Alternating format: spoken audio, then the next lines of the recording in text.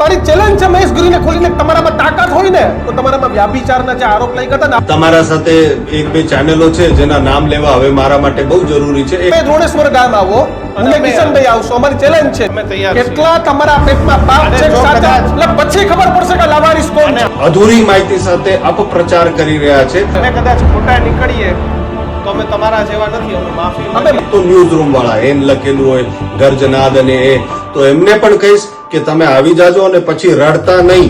સંત સુરા અને સાવજોની ભૂમિ એટલે ગઢ ગિરનાર અને એ જ જુનાગઢને લઈને જે છેલ્લા કેટલાય દિવસોથી વિવાદ ચાલી રહ્યો છે અને વિવાદનું મૂળ કેન્દ્ર એ મહેશ ગીરી.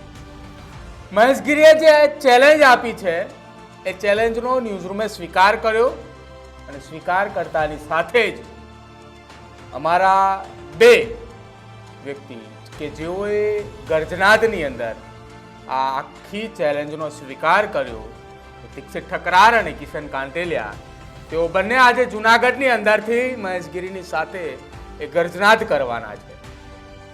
એ તમામ સવાલોના જવાબ આજે મહેશ ગીરી પાસેથી લેવાના છે કે જે જવાબ મહેશ ગીરી એ લોકોને નથી આપ્યા અને મીડિયાને તેને લલકાર આપ્યો છે.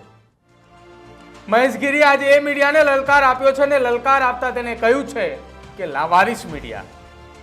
આજે એ મહેશ ગીરીને ખ્યાલ આવશે કે કોણ લાવારીસ છે અને કોણ એ ખરા અર્થમાં સંત છે.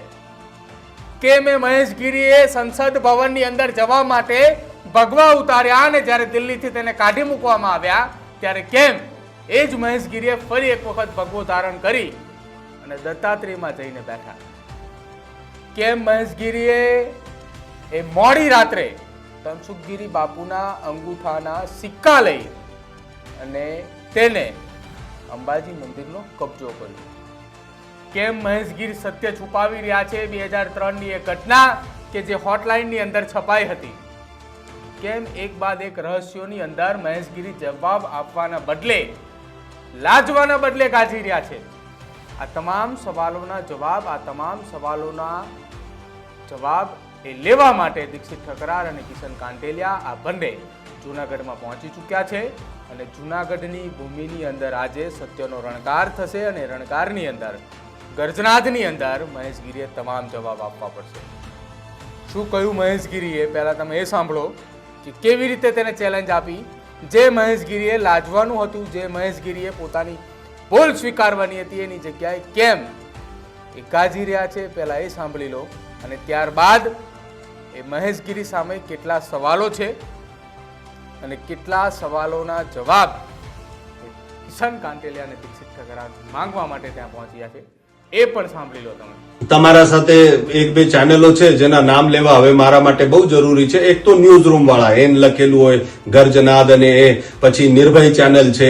આવા બે ચાર ચેનલો જે છે જે ખૂબ જ અધૂરી માહિતી સાથે અપપ્રચાર કરી રહ્યા છે તો એમને પણ કહીશ કે તમે આવી જાજો અને પછી રડતા નહીં કે અમને પ્રશ્નોના જવાબ નતા આપ્યા અને આમ ન તેમને પછી રડતા નહીં.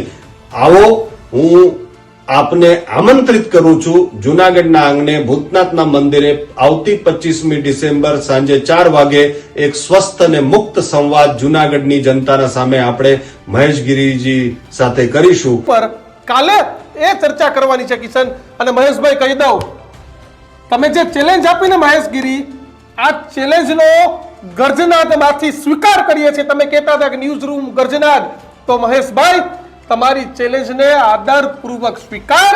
કાલે મળીએ છીએ જૂનાગઢમાં. સમય તમે કીધો સ્વીકાર કરીએ છીએ સાથે ચેલેન્જ આપીએ છીએ. પ્રશ્ન નંબર 1 કે જે ગામ છે દ્રોણા ગામ એમાં શું થયું હતું. પ્રશ્ન નંબર 2 શિક્ષિકા કોણ હતી, એ મહિલાઓ કોણ હતી, આક્ષેપો લાગ્યા હતા એની પાછળનું કારણ શું. પ્રશ્ન નંબર 3 કે તમે જૂનાગઢ મૂકી અને શરૂ કરવા શ્રી રવિશંકર સાથે ગયા.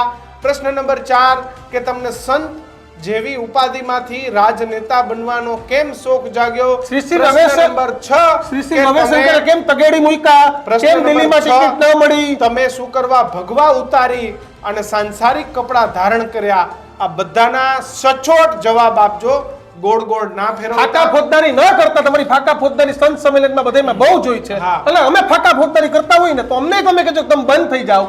પણ કાલે આપણે જૂનાગઢમાં મળીએ છે તમે સમય આપ્યો. જો અમે તો સમય તમને પહેલા કીધું હતું કાળો દ્રોણેશ્વર ગામ જાય, કારણ કે તમારા કર્મ કુંડળી દ્રોણેશ્વરમાં હતી. પણ તમે કીધું જુનાગઢમાં. જુનાગઢમાં હતા યાર. અમે તમારી જેમ ભાગવા વાળા નથી. પહેલા દ્રોણેશ્વર થી ભાગ્યા, પછી જુનાગઢ થી ભાગ્યા, પછી દિલ્હી થી ભાગ્યા. તમે કીધું તો જુનાગઢ મહેશભાઈ ચર્ચા કરવા આવવાના છે. અમારા પેટમાં 1% પાપ નથી, એટલા માટે કાલે મળીએ તો જુનાગઢ. જય ગિરનારી, જય સનાતન. સનાતન.